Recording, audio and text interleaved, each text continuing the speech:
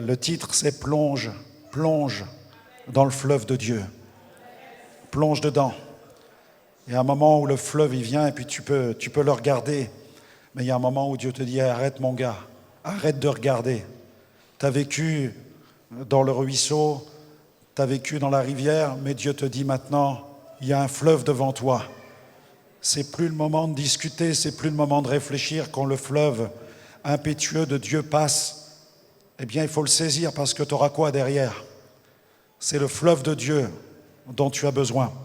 Et on va lire dans Ézéchiel 47, prenez votre Bible. Vous connaissez ce passage. Et quand j'ai lu Ézéchiel 47, hier soir, je ne pouvais pas m'empêcher de réfléchir sur ce que le Seigneur déclarait dans sa parole. Vous avez la scène de Luc chapitre 4 qui fait référence à Ésaïe 61. Vous connaissez le texte d'Ésaïe 61 où il est question du Messie. Ésaïe prophétise sur Jésus. Et plusieurs siècles auparavant, dans le périscope prophétique, le prophète Ésaïe aperçoit Jésus et son ministère. Et il déclare prophétiquement, l'Esprit du Seigneur est sur moi parce que le Seigneur l'Éternel m'a oint. Et il m'a oint pour accomplir des œuvres extraordinaires.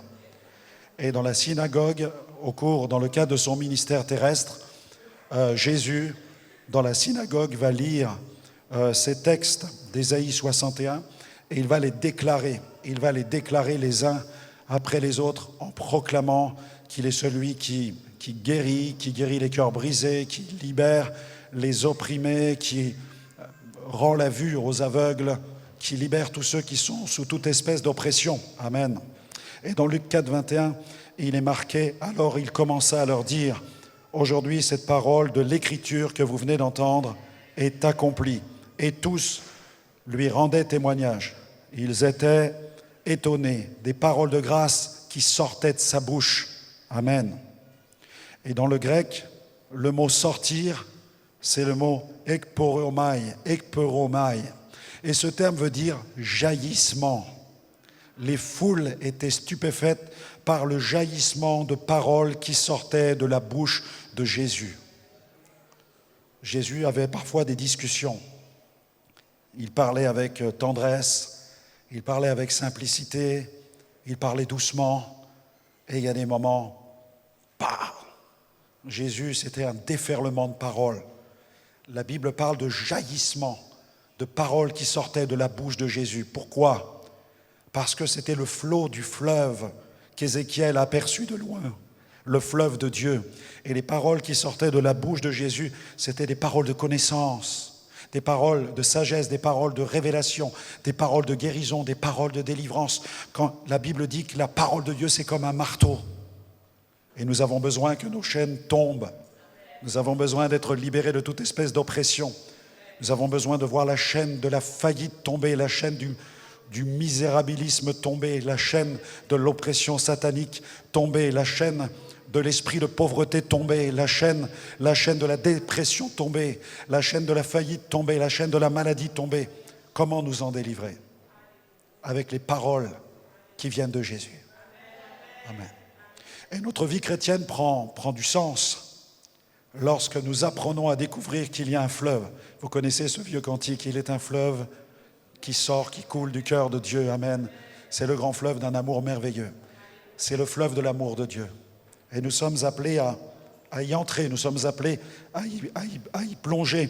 C'est premièrement le fleuve de l'esprit. Regardez dans Ézéchiel 47, verset 1er, le fleuve de l'esprit. Voilà ce que Ézéchiel voit. Il me ramena vers la porte de la maison, et voici de l'eau sortait sous le seuil de la maison, car la face de la maison était à l'orient. L'eau descendait sous le côté droit de la maison, au midi de l'autel. Il me conduisit par le chemin de la porte septentrionale, et il me fit faire le tour par dehors jusqu'à l'extérieur de la porte orientale. Et voici l'eau coulait du côté droit. Il me ramena vers la porte de la maison. C'est la maison de Dieu. Le fleuve de Dieu prend sa source dans la maison de Dieu. Si tu veux expérimenter la grâce de Dieu, si tu veux expérimenter bien plus qu'une guérison, bien plus qu'une délivrance, bien plus qu'une provision, si tu veux que ta vie soit transformée, il faut que tu te présentes dans la maison de Dieu. Parce que là, dans la maison de Dieu, il y a la source de ce fleuve. Tout fleuve a une source. Et le fleuve de Dieu trouve sa source dans la maison de Dieu, dans la présence de Dieu. Regardez dans le psaume 46, verset 4. Psaume 46, verset 4. Ça n'est pas n'importe quel fleuve. Ce fleuve est extraordinaire. Lorsque nous plongeons dans ce fleuve, lorsque nous sommes saisis par ce fleuve, alors notre vie connaît une transformation. Amen. Gloire à Dieu. Dans le psaume 46, verset 4, « Il est un fleuve dont les courants réjouissent la cité de Dieu, le sanctuaire des demeures du Très-Haut. » C'est le fleuve qui sort de la présence de Dieu. Il va produire de la joie dans ta vie. Nous avons tellement besoin de joie. Le monde dans lequel nous sommes n'a pas le pouvoir de nous réjouir. Partout, il y a des pleurs. Partout, il y a le deuil. Partout, il y a de la tristesse. Partout, il y a des déchirures. Regardez l'état des foyers. Regardez l'état des familles. Les familles qui se divisent. Les parents qui divorcent. Les enfants qui claquent la porte de la maison. Regardez ce qui se passe dans les écoles. Regardez ce qui se passe dans bien des pays du monde. Partout, on voit des larmes couler. Partout, on voit de la souffrance. Partout, on voit de la misère. Il y a vraiment de la tristesse sur cette planète. Parce que le monde est marqué par la corruption, c'est ce que dit la Bible. Le monde est marqué par la corruption. Mais la bonne nouvelle, c'est que Jésus est venu restaurer le cœur qui était marqué par la corruption. Quand je regarde dans le jardin d'Éden, il y a des fleuves. Et les fleuves d'Éden sont magnifiques. Ils sont purs, ils sont saints. Mais il y a eu le péché en Éden. Et le péché s'est répandu sur la terre comme un fleuve nauséabond. Mais l'Évangile nous parle de restauration. Vous avez besoin de joie, alors regardez vers Jésus. Jésus a dit, celui qui croit en moi, des fleuves d'eau vive jailliront de son sein, de sa vie intérieure. Voilà comment tu vas trouver le bonheur. Voilà comment tu vas trouver la joie. Voilà comment tu vas trouver la paix. Voilà comment tu vas trouver l'espérance. En permettant à Jésus de venir régner en toi.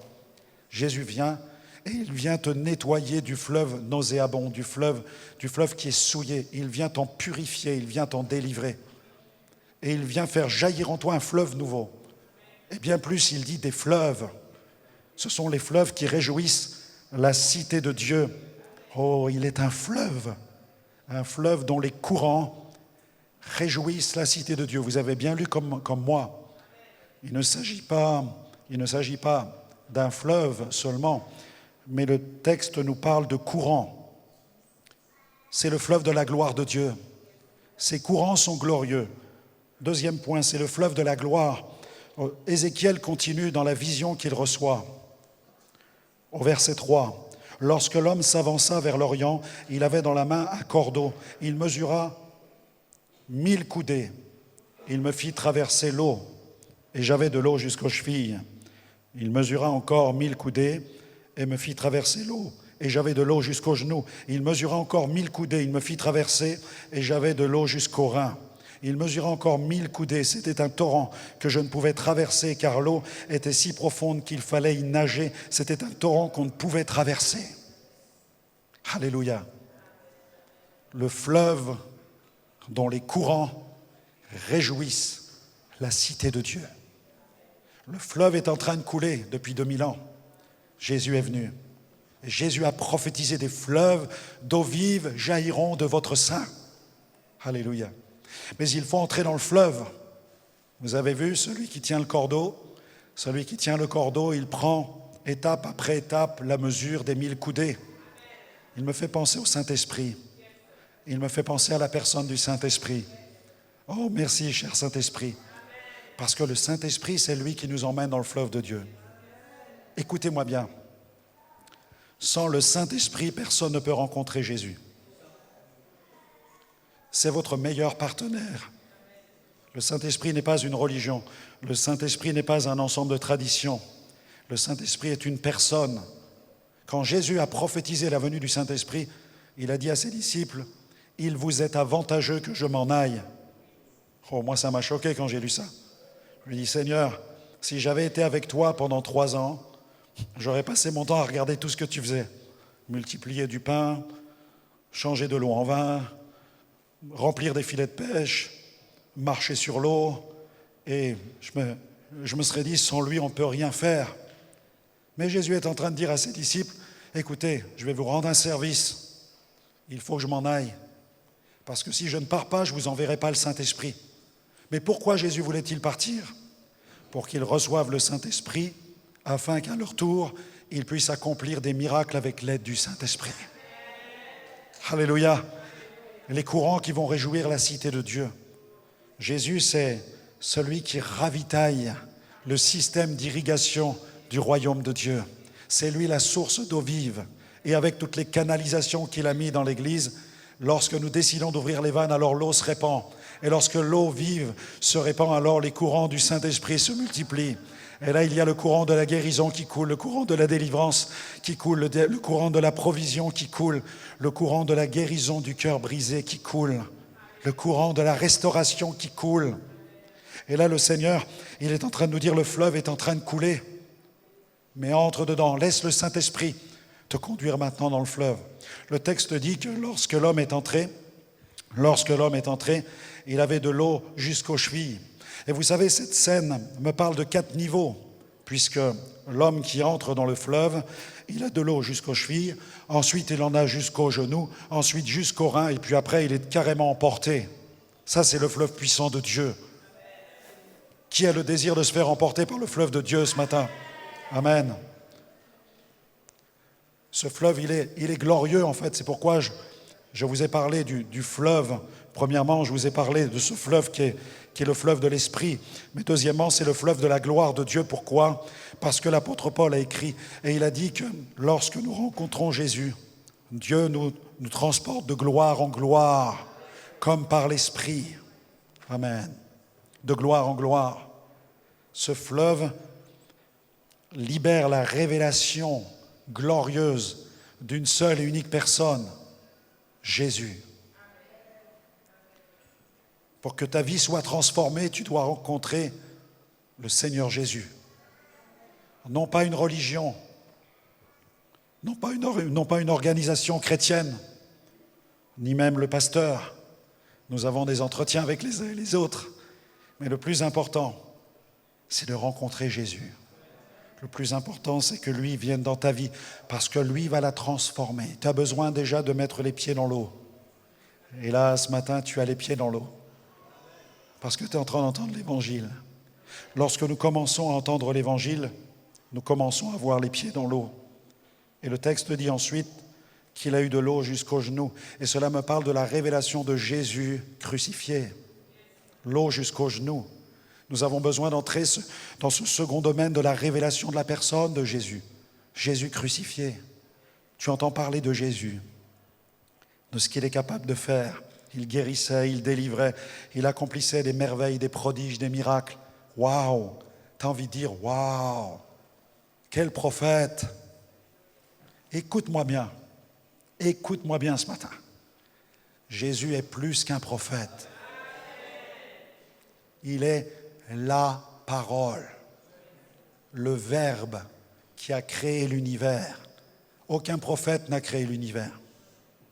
C'est la parole éternelle et créatrice de Dieu qui l'a créé. Et la Bible dit que Jésus, c'est le Verbe incarné, la parole qui a pris forme humaine. Jésus est sorti du Père. Il disait, je suis sorti du Père. Il est l'émanation du Père. Il a dit, je suis dans le Père et le Père est en moi. Et Jésus, le Verbe, a dit que la lumière soit et la lumière fut. Par la parole, Dieu a créé l'univers. Et c'est la foi qui nous amène à cette conviction que Jésus est plus qu'un prophète, il est plus qu'Ésaïe. Et moi, j'aime le prophète Ésaïe. C'est un de mes prophètes préférés. Jérémie, j'aime Jérémie. Dans ma Bible, j'ai plein de prophètes partout. Il y en a plein. Mais il n'y a qu'un seul Jésus. Jésus, la parole. Jésus, la parole qui a créé l'univers. Et le miracle, c'est que Jésus, la parole, qui a été fait chair, est venu pour une raison bien précise. S'il est venu sur la terre avec un corps, avec de la chair et des os, c'est ce que dit la Bible. S'il est venu sur la terre, c'est pour donner sa vie sur la croix, pour nos fautes. Jésus est mort sur la croix. Pourquoi? Pour nous émouvoir, pour nous dire que l'homme est vraiment corrompu jusqu'au bout, pour faire une démonstration d'amour? Non. Il a donné une preuve d'amour. Ça a dépassé tous les discours qu'il a pu dire. Il a payé le prix en sacrifiant sa vie. Il est mort sur la croix pour te représenter devant Dieu et pour représenter Dieu devant les hommes. Il est mort sur la croix parce qu'il a pris sur lui la peine de tes péchés. Ça, c'est le fleuve de l'amour de Dieu. Il a pris ta condamnation, il l'a pris à ta place. La Bible dit, le châtiment qui nous donne la paix est tombé sur lui et par ses meurtrissures, nous sommes guéris. Imagine le fleuve du sang de Jésus. Des millions d'êtres humains se sont lavés depuis 2000 ans dans le fleuve de Jésus. Par son sang, nous sommes lavés de tous nos péchés. C'est le fleuve de l'amour de Dieu. Et à la croix, il meurt pour les injustices que tu as commises. Nous avons tous commis des péchés. Je ne connais personne sur la planète qui n'ait pas commis un seul péché. Nous avons tous commis des erreurs, nous avons tous commis des fautes, mais nous avons tous aussi transgressé les 10 commandements. La Bible dit que le péché, c'est même la transgression de la loi. Lequel de nous n'a jamais menti? Qu'il se lève ou qu'il se taise à jamais. Lequel de nous n'a jamais volé? Comme dans une réunion, quand j'ai fait cet appel-là, une dame a dit, moi pasteur, j'ai jamais volé. Oh, elle m'a dit, des bricoles.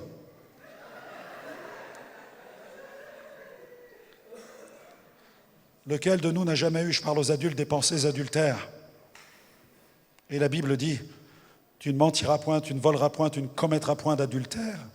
L'Écriture déclare, il suffit de transgresser un seul des 10 commandements de Moïse pour être coupable devant la loi de Dieu. Un seul. Et là, je viens de vous parler de 3 petits commandements. Et il y en a encore 7 derrière. Vous êtes coupable. Oh, ça, c'est pas une bonne nouvelle. Mais mes amis, quelqu'un qui est coupable, qui se trouve devant un juge, de quoi a-t-il le plus besoin? Un bon avocat. Et j'ai le meilleur des avocats à vous proclamer ce matin, c'est Jésus l'avocat. Il a pris notre condamnation. On peut l'acclamer, Jésus. On peut l'acclamer. Amen.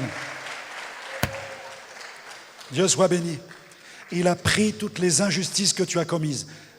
C'est le seul qui puisse te laver de tous les péchés que tu as faits depuis que tu existes sur cette planète. T'as beau donner toute ta fortune à la religion, ça ne changera rien. Tu peux faire toutes tes prières 3 fois, 4 fois, 5 fois, 50 fois par jour. Ça ne changera rien. Il faut que tu sois lavé par le sang de l'agneau, Jésus. Jésus, c'est l'agneau de Dieu. Oh, Dieu est grand, mes amis. Le fleuve de l'amour de Dieu, les injustices que tu as faites, mais aussi, écoute-moi, celles que tu as subies. Toutes celles que tu as subies.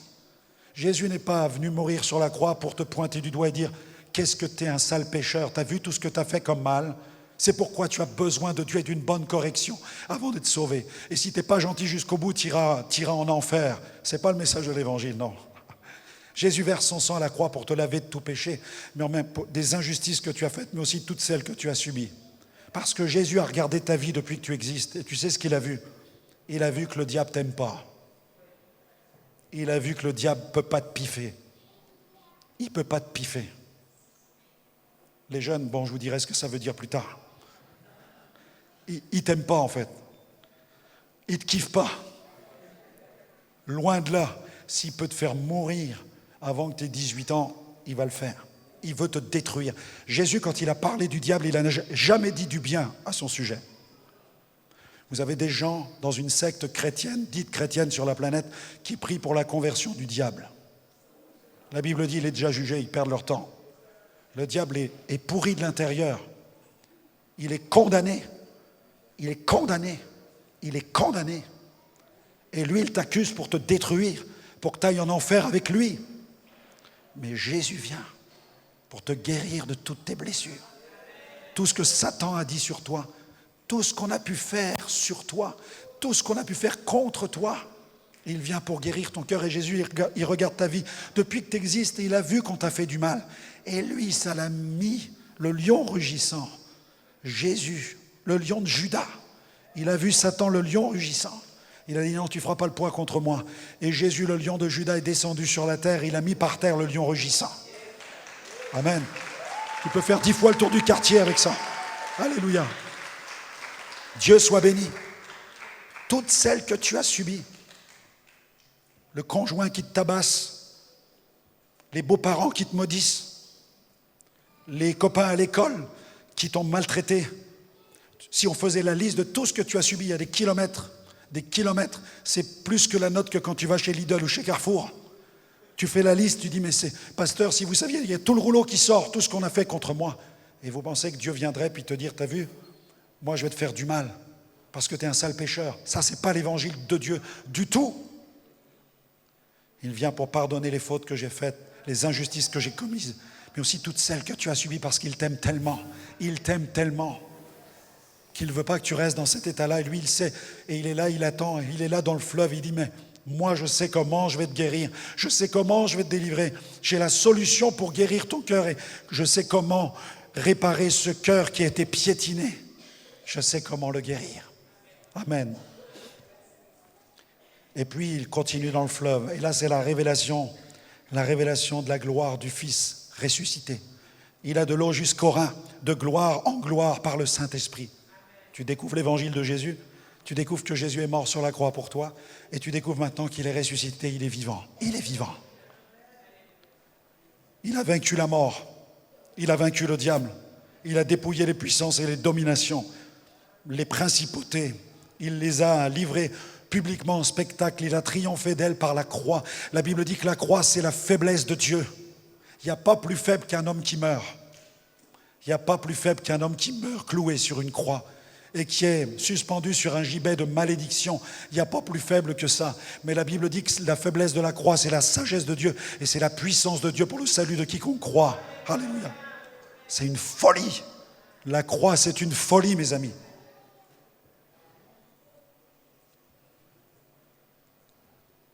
C'est la puissance de Dieu.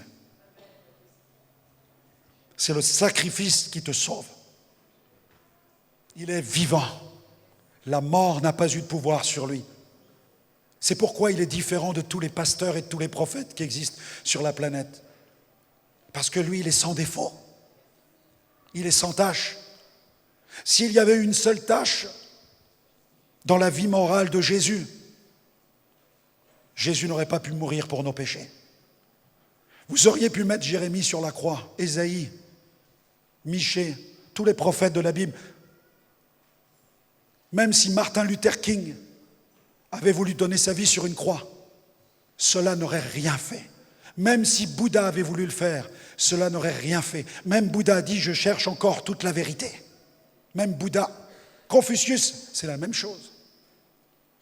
Martin Luther King s'est battu pour des causes incroyables.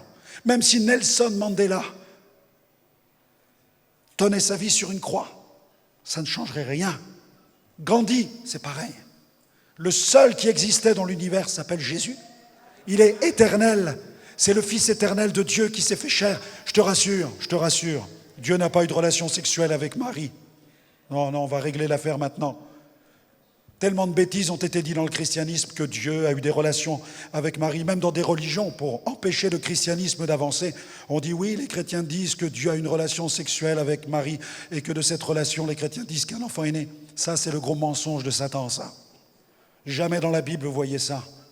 Jésus existe avant Marie, je vous le rappelle. Amen. Il existe même avant Abraham.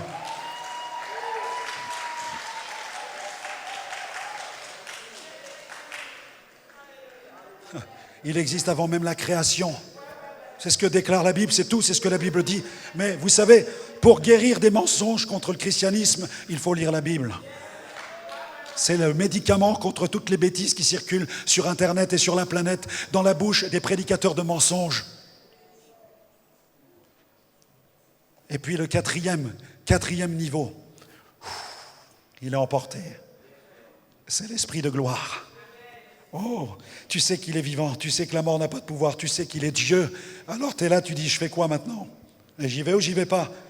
Je me laisse emporter ou non, je fais demi-tour, non, ça m'a saisi les chevilles, ça m'a saisi les genoux là, ça pique, et puis les reins, qu'est-ce que je fais? Je vais rentrer chez moi, je retourne sur la rive. Non, la Bible dit que l'homme dans cette vision s'est laissé emporter.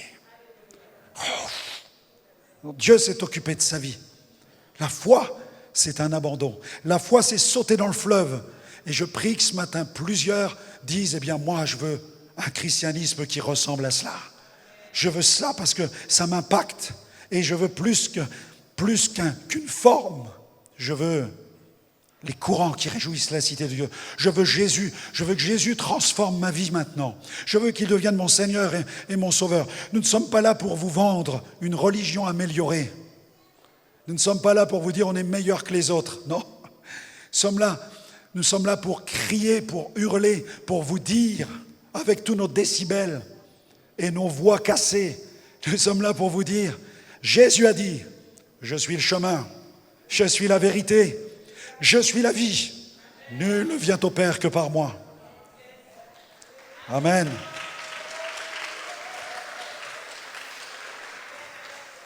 Ce matin, je disais au Seigneur, Seigneur, ma voix est cassée, je vais pas prêcher. Et le Seigneur me disait, mais en gros, c'était comme s'il me disait dans l'oreille, mais tu rigoles ou quoi? Tu as prêché au Pakistan, tu as prêché dans plus de 50 pays du monde avec ta voix fracassée des centaines, des milliers de fois, et tu vas pas prêcher à Gospel Vision Center? Je dis, oui, j'arrête avec ça tout de suite là. Ils vont supporter ma voix cassée. Alléluia. Et c'est le Saint-Esprit qui va travailler. Amen. Alléluia. Dieu soit loué. Dieu va vous visiter. Dieu est puissant. Dieu va vous guérir ce matin. Dieu va vous transformer.